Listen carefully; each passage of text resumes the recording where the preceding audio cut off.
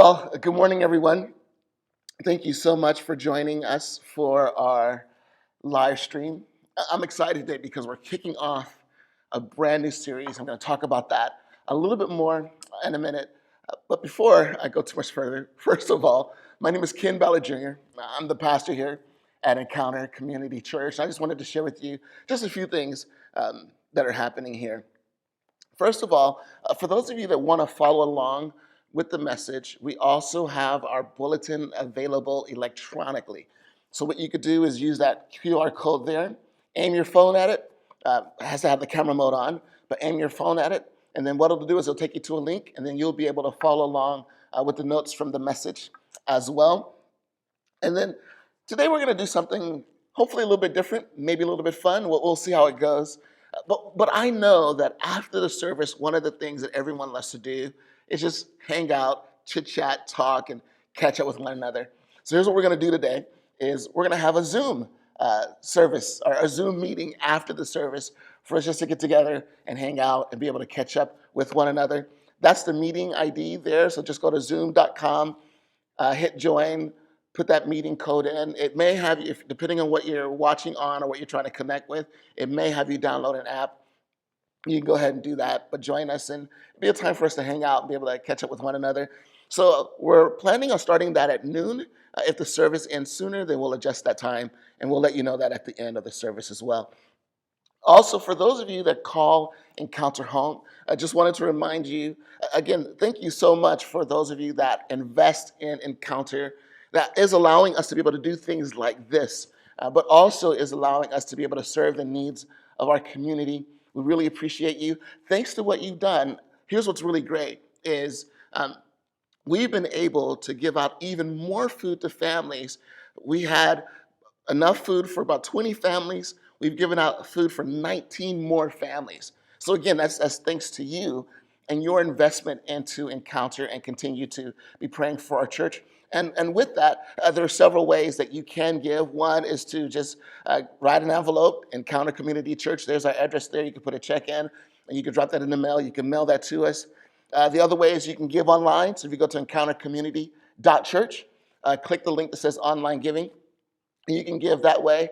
There's two ways that you could do it. One is just as a giving, but if you wanted to set up regular giving, you could also do it that way as well. It'll have you do a setup, and then after that, you'll never have to do the setup again, and you can just give however you want to give. Or if you want to give a recurring gift, you can set that up as well. And then another way that you can do it is through text giving.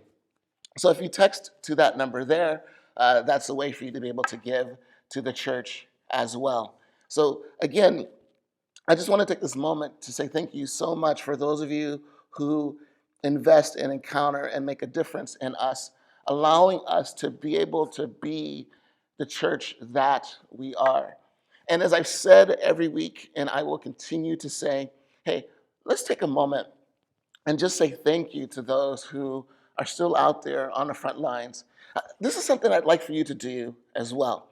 If you are watching, especially for those of you that are on YouTube that are able to chat, one of the things I would love to do is to be able to support our local restaurants and businesses. So one of the ways that I would love to be able to do that is if you have a place that you order from, go ahead and chat that this morning. Put it in the chat. Send the name of a place that you'd recommend that people order from and eat from. Hey, let's do everything that we can to rally as a community to be able to support our local businesses, support our local restaurants. Because again, it is vital that if we're going to get through this, let's get through this together. And again, I cannot wait to see what restaurants you guys suggest. With that, let me go ahead and open us up in prayer. Father, I thank you so much for this morning. I thank you so much for this opportunity for us to be able to gather and to be able to get together. And Lord, I just pray that you would be with us during this time. Father, that this will be an opportunity for us to be able to connect with you, come to a deeper understanding of you. Father, I also want to pray this morning for those who are struggling with their faith that have decided to join us. Lord, thank you for them. Thank you for their heart. And I just pray that today and for the rest of this series, they will walk away with something that they're ultimately encouraged by. And all these things we ask in your name, amen. Right now, we're going to have a time of worship. What's really great is Ariel is providing this opportunity for us to be able to celebrate God and worship Him for who He is. And one of the things that we like to tell you, like, hey, if you're not familiar with the music, totally get it. But after you watch it, the words will be there. After you watch it, you'll start to pick it up and you'll be able to sing along with it as well. But with that, Ariel? Maybe not.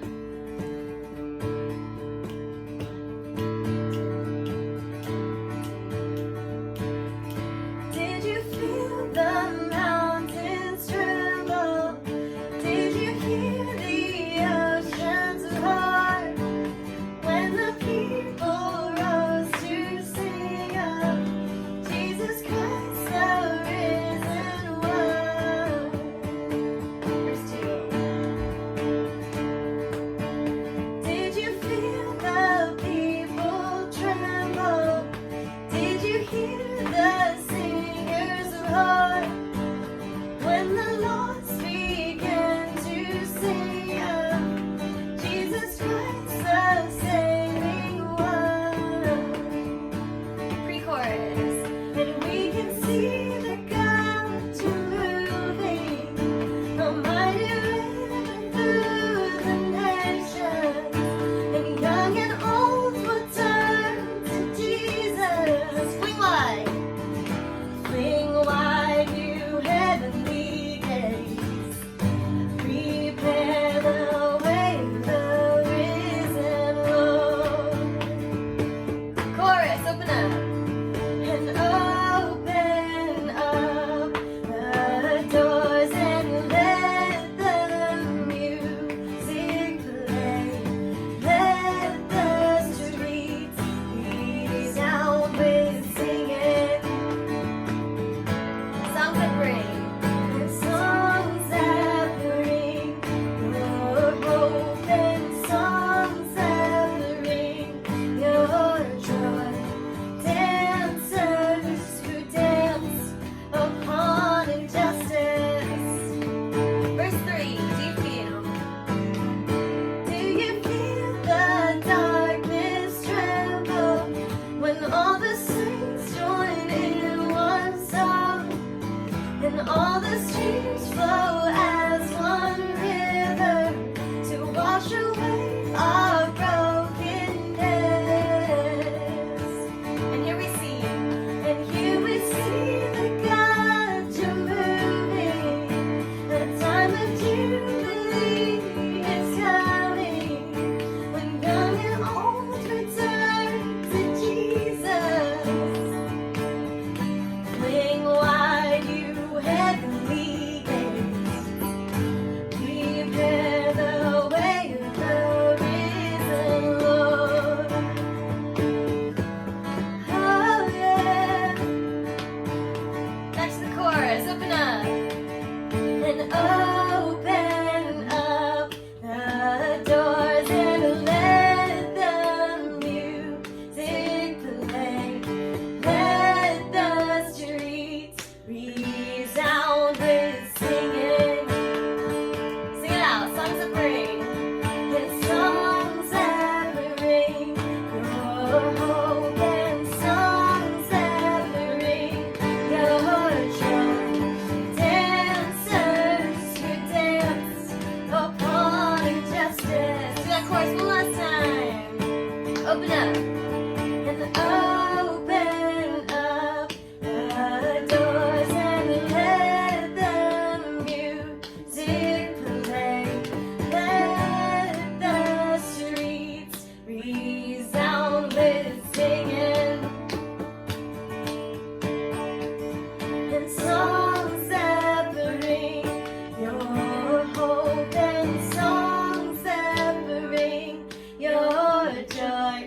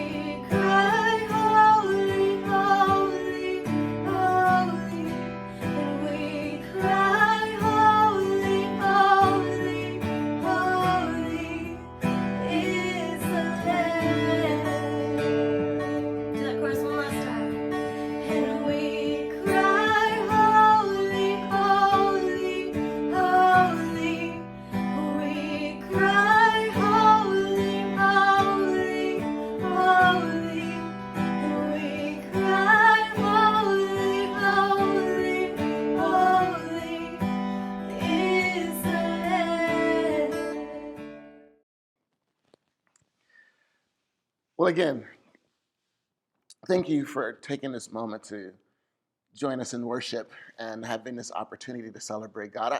I want to take a moment personally to say thank you to Dale and Chris. You know, Dale is the other guitar player, Chris is the other voice that you hear singing in the background, and how they've wrapped their arms around Ariel to be a support and encouragement to her, and again, having this opportunity to be able to participate in worship with her. So, Dale and Chris, thank you so much. We appreciate you and just appreciate your investment into Ariel, and just, again, allowing our church to be able to do things like this where we're making a difference in lives of those who have an opportunity to be able to watch and be a part of the service. Now, you may notice that our setup here is a little bit different than what it has been in the past weeks. And there's a reason why. It's because what I wanted to do today is I wanted us to have more of a conversation. Now, I realize that you're not here, so it's kind of a one-sided conversation. I get that.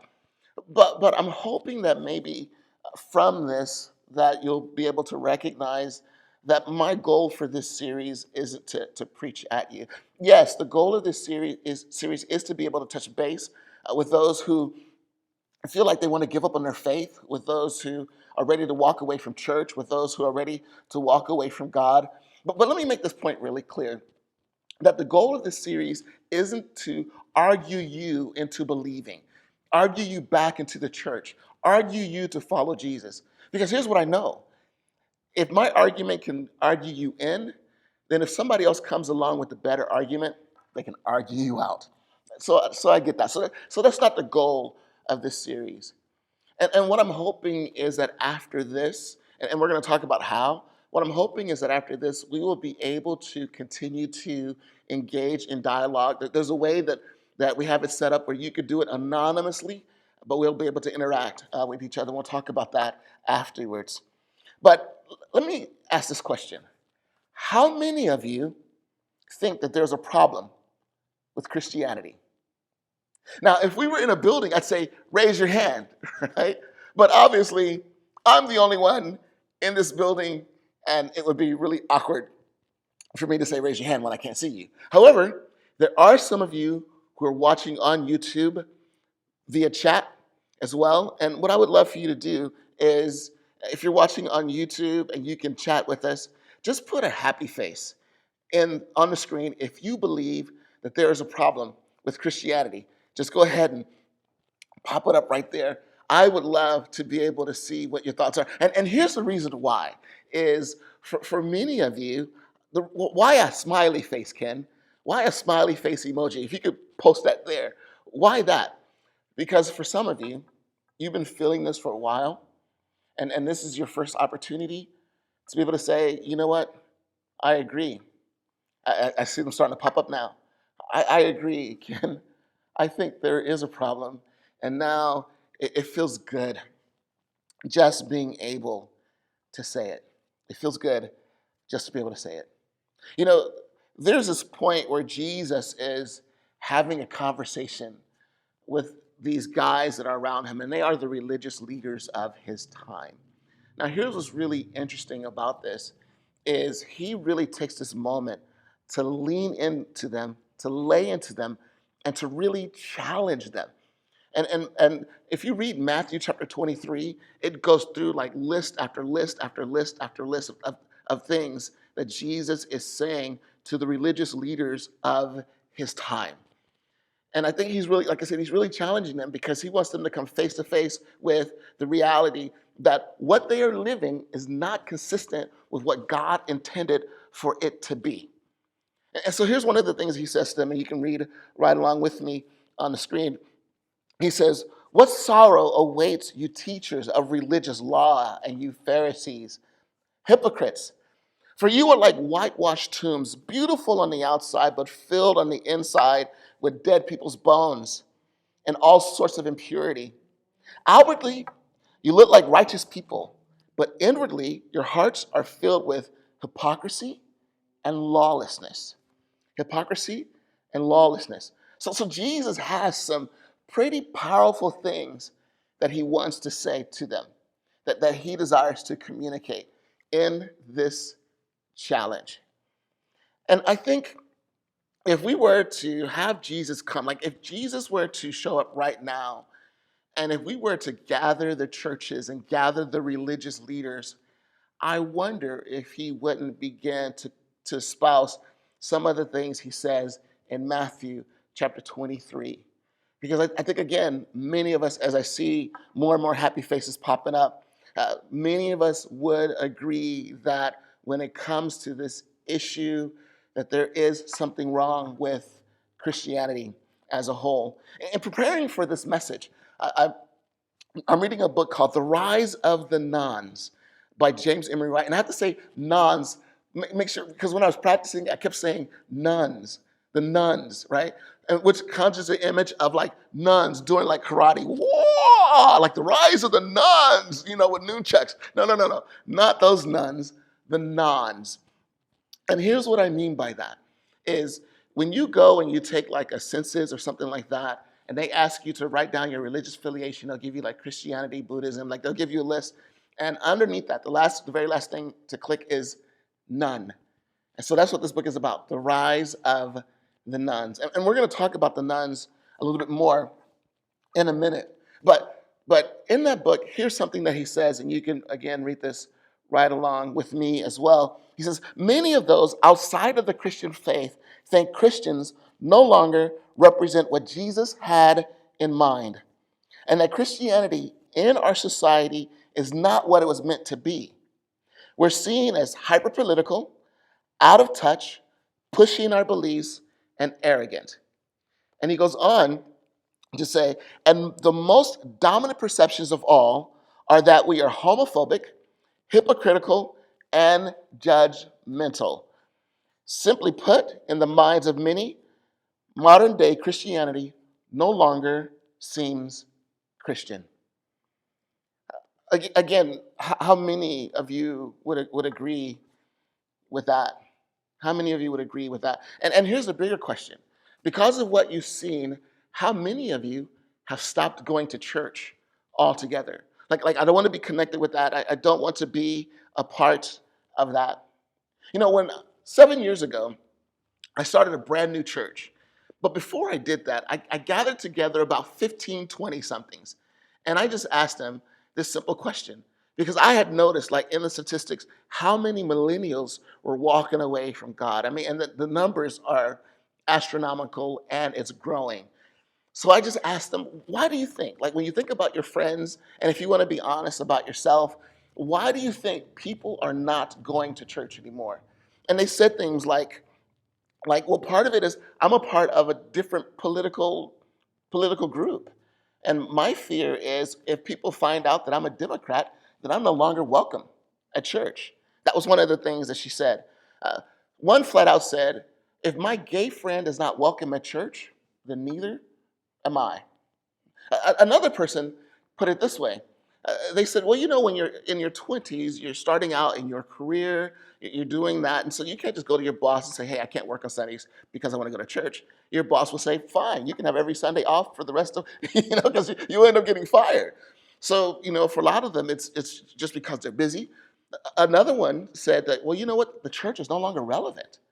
Like, even if I weren't busy, even if I could go, I feel like it's no longer relevant to my life. It no longer speaks to me. And one person put it this way. This person said, well, you know what? I feel like the church is no longer a place of hope. It's no longer a place of hope. So in preparing for today's message, what I did was I wanted to just kind of get a feel from people just to kind of get an idea of what they're thinking and what they're feeling as well. So what I did was on Facebook, I posted from our church, like, hey, what do you think people aren't going to church? And then I also shared it on my personal page, and people commented back and forth. And I just wanted to read 3 of them. I mean, there were so many that we could be here for a long time with me reading them. So I just picked out 3 that really spoke to me and resonated to me, and I wanted to share those with you. Here's what one person said. This is an answer to your post about why people are leaving the church. For me, it was the judgment, the never-ending judgment. For me, the church always preached forgiveness and how people can change, but in reality, it wasn't practiced. Here's what another person said. I turned away from religion early because I felt judged when I needed support. Here's another one.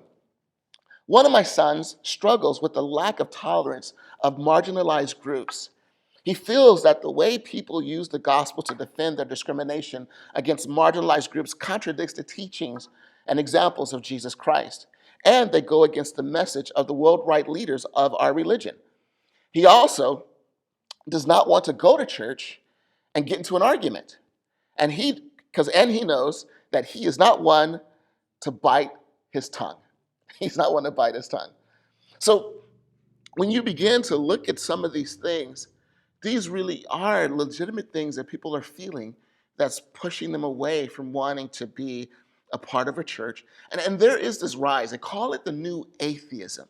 There is this rise, and the reason why is having this rise is because it really is speaking to the hearts of what it is that people are wrestling with. It is speaking to the hearts of what it is that people are feeling, and it is speaking to the reason why people are walking away. And to sum it up, just to be honest with you, they would say that religion is the problem. Christianity is the problem. Now, they would also say to you, I'm not necessarily anti-Christian. I'm not. I'm not anti-religion. I just don't want to be affiliated with it. I don't want to be affiliated with those people. And they might even say something to you like this. I'm not necessarily Christian, but I'm spiritual, right? Have you heard that? Have you said that?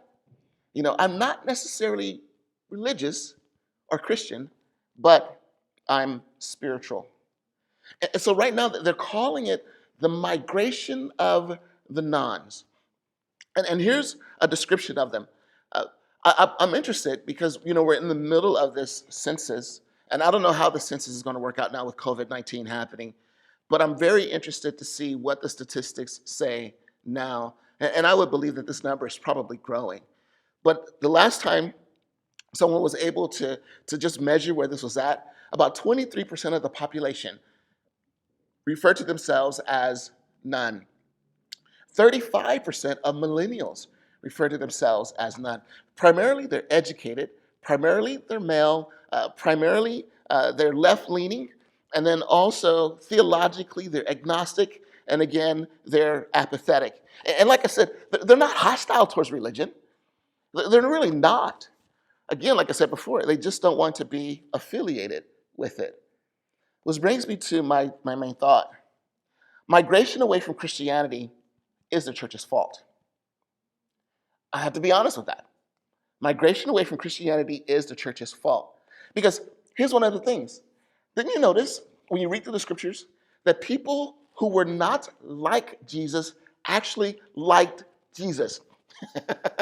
Right? So if we are representatives of Jesus and people weren't like Jesus, but they don't like us, then maybe we have to begin to dig and look at our souls and begin to look at the message of the church and how we communicate it and begin to ask ourselves, are we really reflecting Jesus to the world around us? I'll be honest, this week, I've been saddened by some of the things that I've seen posted in the name of Christianity. And one of the things that I've seen is that people value money over life. And you might not think that way, but I can tell you now that the non-Christians who are reading what some of the Christians are posting are feeling that way. How can you tell me when I've had a family member die of COVID-19, how can you tell me that it's not real? But it's interesting when you look at that and begin to wonder, have we really lost that loving feeling? I know that's a horrible joke. And my kids are probably careening right now. But have we lost it? Have we lost it? And so here's what this does, is this leaves me with one of two assumptions. And here's the first one, or one of two options, is that you've walked away from church, that you've given up, like you've had some experiences and you're done. Now let me say this, the church is flawed. And here's one of the reasons why the church is flawed. It's because it's run by flawed people. Yes, ultimately, we answer to God. Yes, ultimately, we want to do the best that we can as leaders to serve him and make a difference. But again, if the migration away from Christianity is the church's fault, then I really have to begin to look at myself, and pastors like me have to begin to look at ourselves, because again, people will reflect their leader. And so are we really reflecting the love of Jesus and who he is? But our goal is to do the best that we can in being able to follow Jesus. But again, some of us are flawed, and unfortunately, some of us are more flawed than others. But I will say this, for those of you that have walked away from church, don't give up on the institution. Don't give up on the institution of church. It's interesting because there are other institutions where we will have a bad experience, but we don't give up on those institutions. And maybe we'll have more than one bad experience. I'll give you an example. When my wife and I, before we were married, we were dating. I lived in this area, and there was a Mexican restaurant right around the corner from us. And I'd heard that it had some decent food, so we went to this Mexican restaurant, on a date, and we're hanging out, and we're talking, and we're going back and forth. And then, we ordered our food, and as we are talking, all of a sudden, like, I see movement next to us, and then you kind of see this scurrying up the wall, and we both look, and there is a roach on the wall of the, check! Check, please! We were out. We were like, no, we're gone. We are gone. Another example is we were in Mazatlan. It was our 1 year anniversary. We had gone on this website and we had won this vacation. And so we went ahead and went on this vacation. We stayed at the place in Mazatlan called the Pueblo Bonito, which is one of the most incredible hotels I have ever been to. My wife and I, we were kind of reserved at first because we had won this thing online. We weren't completely sure about where we were going. So it was kind of an adventure for us. But then we went with our bellman, and he opened the door, and it was like, ah! like we looked out, and we had an ocean view. It was incredible. This hotel was so incredible, it had its own postcard in Mazatlan. But here's what was happening at Mazatlan during that time is they were trying to change the ecosystem of their beaches. They were trying to make it so you can go out further in the water and it would be shallower. The problem was they didn't tell the fish. And so while we were at this hotel, we were there for, I think, a week. We met all of these incredible families and other people that were there. We met these couples that were there. And so we decided to go out for dinner with these couples. So we're out for dinner, we're hanging out, we're chit-chatting, and we're talking, and all of a sudden, this waiter walks by, and he has a shovel on his shoulder, and and quite frankly, when you go to a restaurant and you see a waiter with the shovel, it catches your eye. Now, this restaurant that we were at, we heard it had really incredible coconut shrimp, and so we went there for that. And we actually had a seat on the beach. So it was really incredible.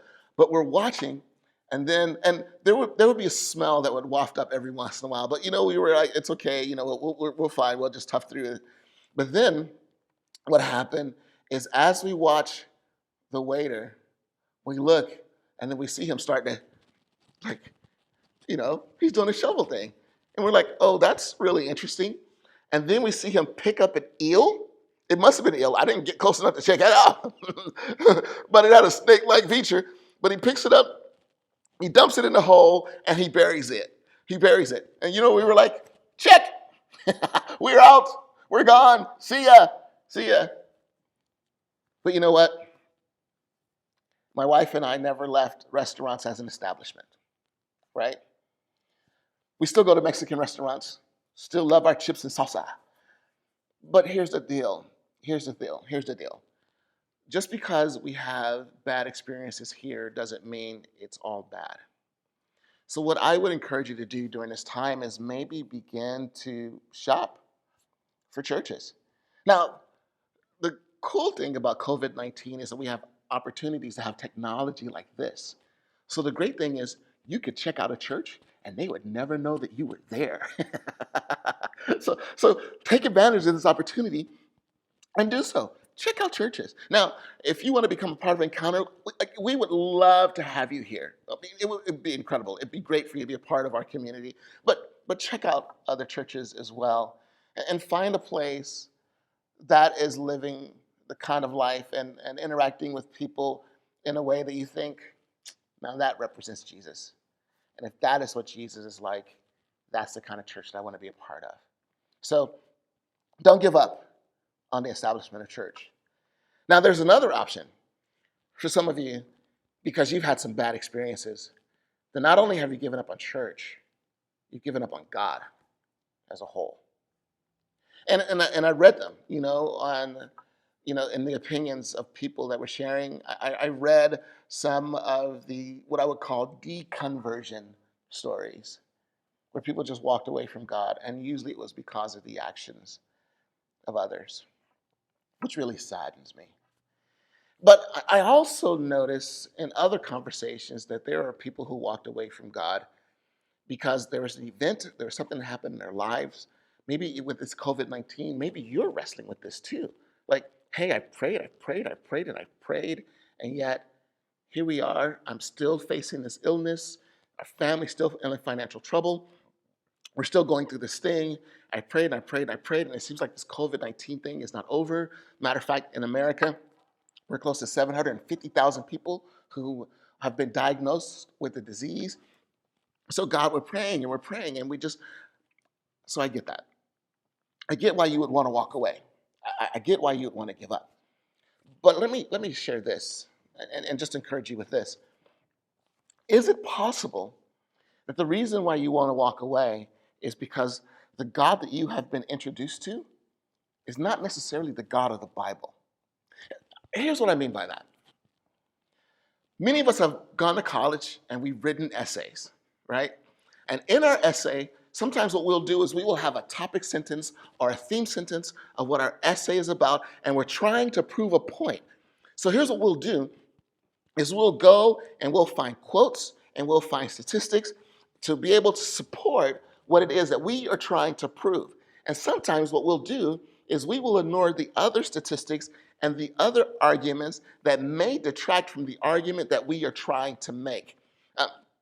And again, nothing necessarily evil behind it. It's just the way we're just trying to get an A on the paper. So we're trying to prove a point. But I think it can also happen with the Bible. That what someone can do is I can begin to look at the Bible and I can take verses that will construct a picture of God that I want and ignore the other pictures that give me, or the other passages that gives me a bigger picture of God and who he is. So here's the thing that I want to share with you is maybe the God that you're walking away from is a God that never existed in the first place. Maybe he isn't the God of the scriptures.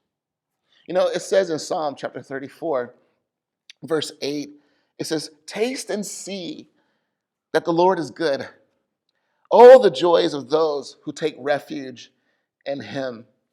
Oh, the joys of those who take refuge in him. Now, have you ever had something? Have you ever had something that is so good? And I'm talking about food. That is so good. That is so delicious that if you had the opportunity to eat of it, you would never deny yourself the opportunity to have it again. Has it ever been something that's happened to you? Here's what my thought. My family, half of my family has moved towards vegetarianism. And so I've leaned towards that way as well. I've gone vegetarian. And it's been great. I'll tell you, one of the things that makes it easier to be vegetarian is that my wife is an incredible cook. That makes it easier.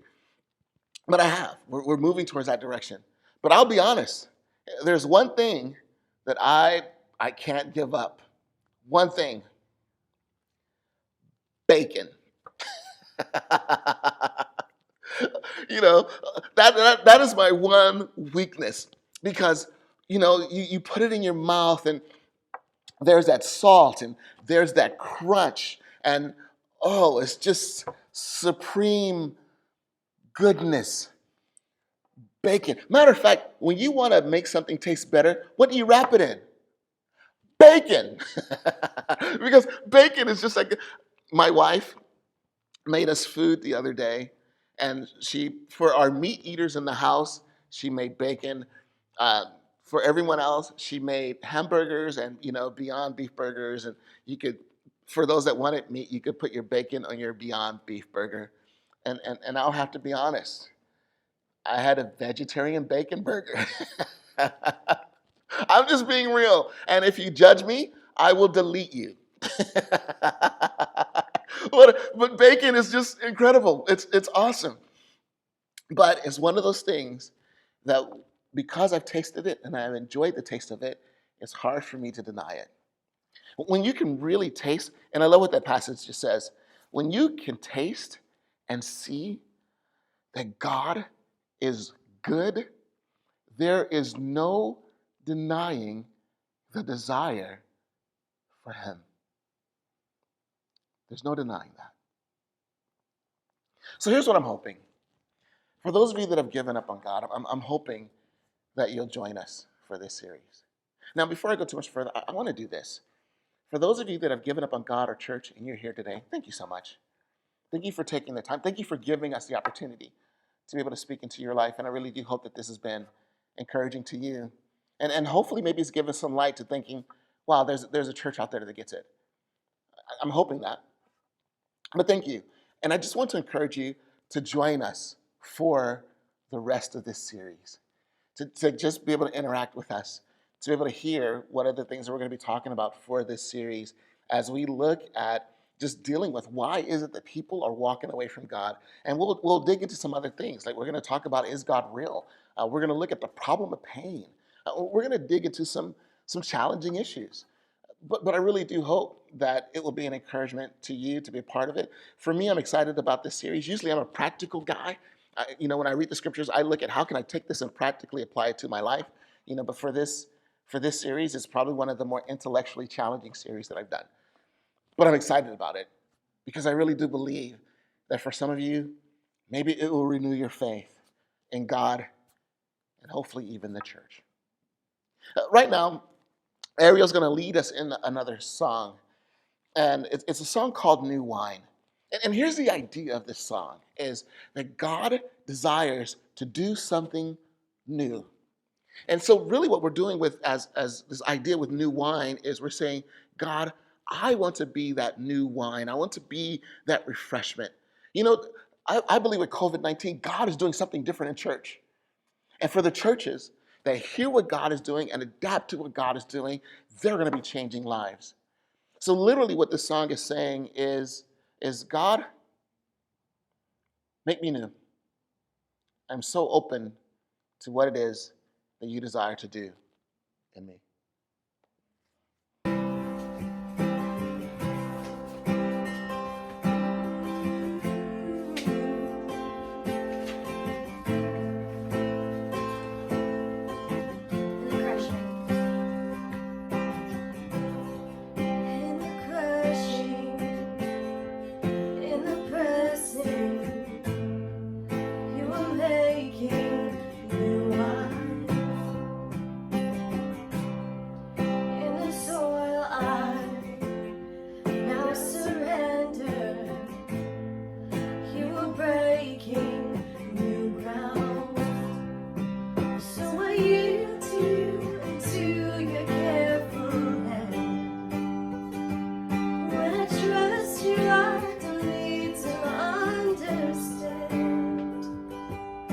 So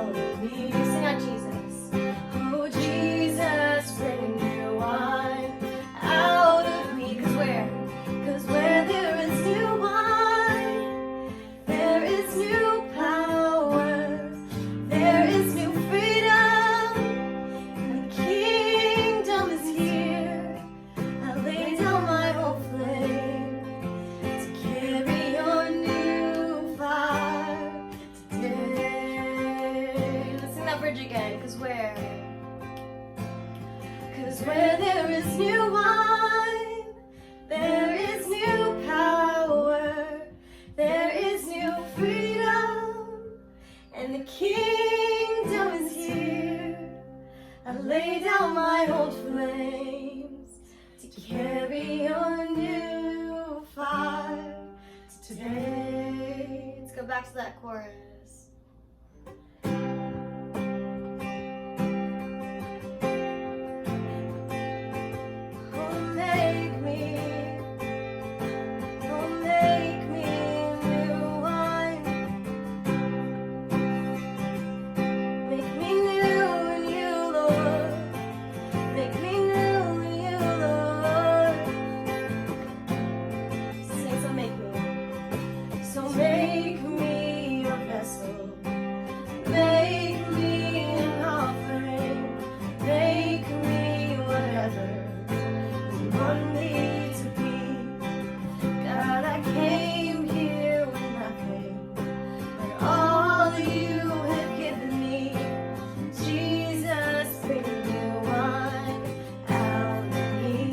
Again. So make me your vessel, make me an offering, make me whatever you want me to be.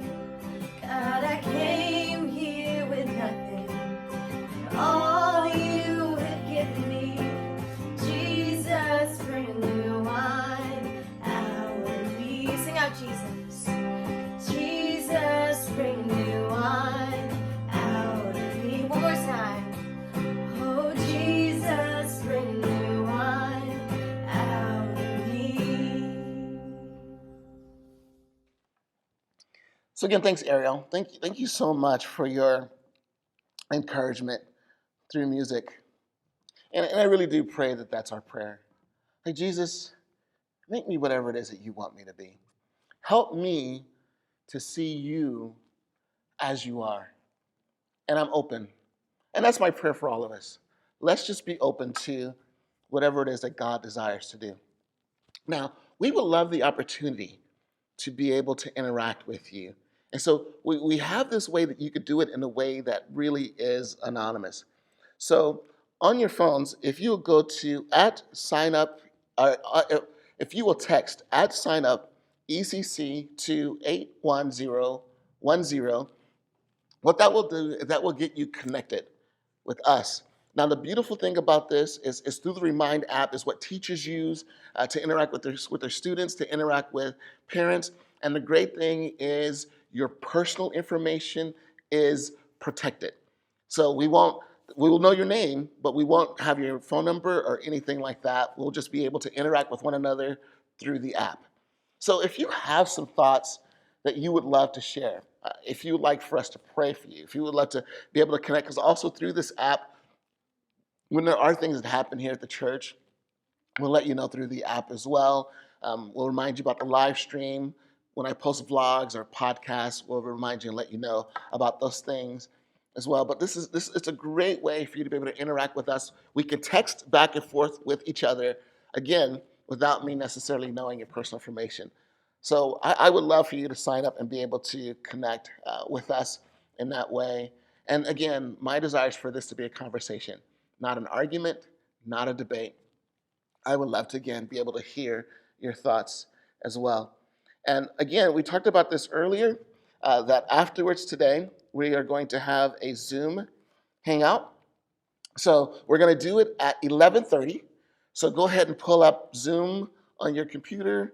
And then, if you go to zoom.com, there's the meeting code. Put that meeting code into your computer. And if somebody could do me a favor, if you can go ahead and put that into the chat so that way people will have access to that afterwards, that would be great. But with the meeting code, you could put that in, and then you'll be able to connect with us and hang out and spend some time. We can see one another and just hang out after the church and everything as well. And so with that, I just want to encourage you to subscribe. One of the things that we'd love to do is we'd love to do a vlog where it's like, 3 or 4 minutes of encouragement. It's a video that we'll do during the week. It'll let you know when that's happening. When next week's live stream is posted, that is going to happen, you'll get a reminder of that. So just subscribe and be a part of, again, the Encounter community. And just a reminder that Encounter is about three things. We say it here: love up, love out, love in. Love up, that we are a church that is madly and passionately in love with God and looking at how do we continue to deepen our relationship with Him. Love out, we feel that God has given us a call to love our community, to love those that are around us, and for you and I as people to love our fellow man. There's no better opportunity for that than what's happening with the coronavirus, for us just to be friendly and love and serve those that are around us. And then finally, love in. Let's take care of ourselves. Make sure that you're getting rest. Pound the vitamin C. Do everything that you can to make sure that you're protecting yourself against COVID-19. Wear your mask, Lysol, everything, just whatever you can to make sure that you're taking care of yourself so that we can all be in the best health possible. And again, I can't wait. I cannot wait till we are back together physically as family. But again, praise God for opportunities like this. And hopefully, I'll see many of you to join us on Zoom so we can hang out after church. Well, take care. God bless you. And hopefully, we'll see you next week.